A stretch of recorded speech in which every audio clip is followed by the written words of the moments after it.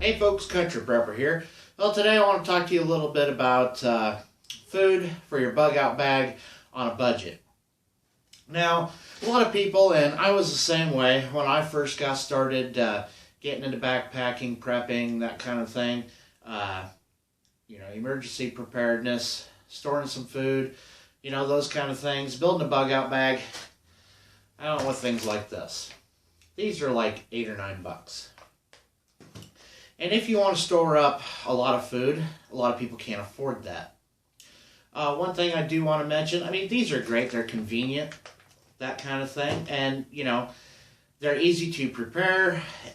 And, there's a lot of benefits to, like the Mountain House, the Wise Company, Backpacker's Pantry, things like that. But the price, I think, is just a little outrageous on it.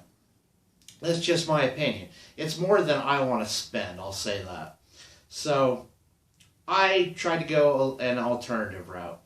Another thing I'll mention is, if you do want to try some Wise Company, you can get on their website and they'll send you one of these samples. All you got to do is just, there's a link right at the top, try a sample, fill out your information, pay the shipping on it, and they'll send you a sample. This one is stroganoff. That's one of the problems with getting a sample like that is you don't get to choose what you get. Stroganoff, I can't eat it. I can't eat mushrooms, but they don't like me. They give me heartburn, something terrible. So, if I was out on the trail or, in a bug out situation, some type of emergency situation, last thing I want is a serious case of heartburn. So, or indigestion or anything like that. So, that's kind of the downfall to things like that. And there's another company that I've looked into recently, and My Patriot Supply. They have reasonable prices on theirs and their food storage products, but again, you don't get to choose the particular ones. I have a rice allergy, and a couple of their packages come with stuff with rice in it. I can't have it, so there's no reason for me to buy it. I'm not going to buy, a big package of stuff when I can't eat, maybe a quarter of it. So things like that just don't work for me. So I went an alternative route. And these, just pasta sides, noodles and sauce. They also make the rice and sauce if you do like rice, that kind of thing. But these are $1. So this is a great alternative to stuff like this. However, the downfall to it is you're going to need some type of a mess kit, some type of a pot, something to cook it in, which isn't a big deal to me. I carry one anyhow, because if I was out on a long term, if I was stuck in an emergency situation and I ran out of food, I would want to be able to cook the things that I catch. Yes, you can cook meat on a spit or a rotisserie type setup, or even on a rock. But just for the convenience, I carry a mess kit anyway, just to make things a little easier for you, and they don't weigh much at all. So now the other downfall to things like this is no protein. Or if there is, it's very, very little. Like this. I'm sure you won't be able to see it in the camera, but on the back it says 8 grams of protein. That is not a lot if you need to sustain yourself out in the wild and expending a lot of energy to survive. You're going to need more than 8 grams of protein. The beef, what does it say? Same thing, 8 grams.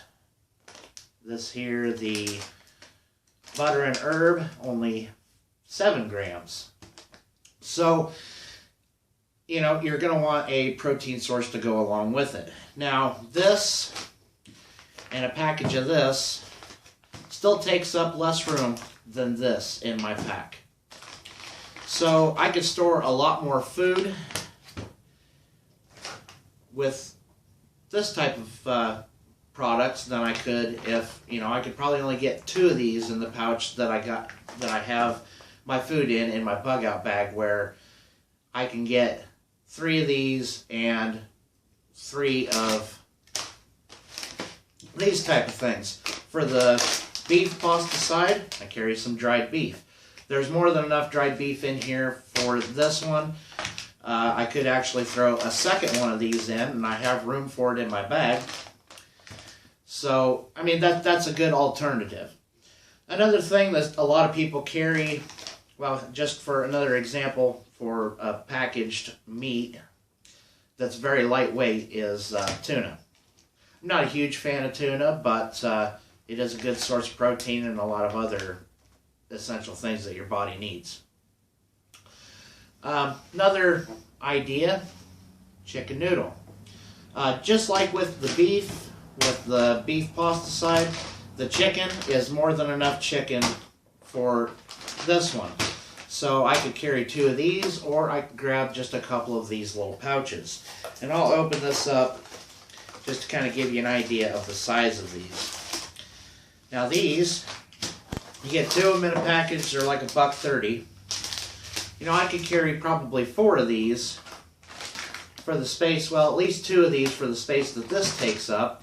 And with this, I'd have several meals just for myself. So that takes up a very small amount of room and very inexpensive. Like I said, they were $1.30.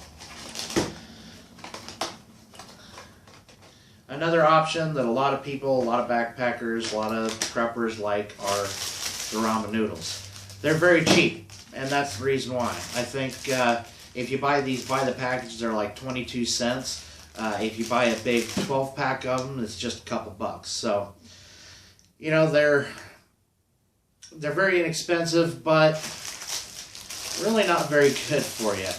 Let's see, the sodium, 35% has 830 milligrams of sodium, whereas something like this, if I could find it for you real quick, well, it is almost as bad, not quite, 29% of your sodium intake, 700 milligrams.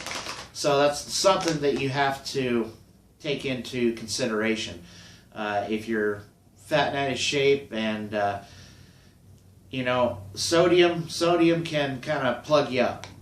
And I know it's not a fun topic to talk about, but it does. It makes you retain water, and you know, it has a lot of adverse effects. So you want to watch how much sodium you put in your body, how much sodium is in the food that you take with you.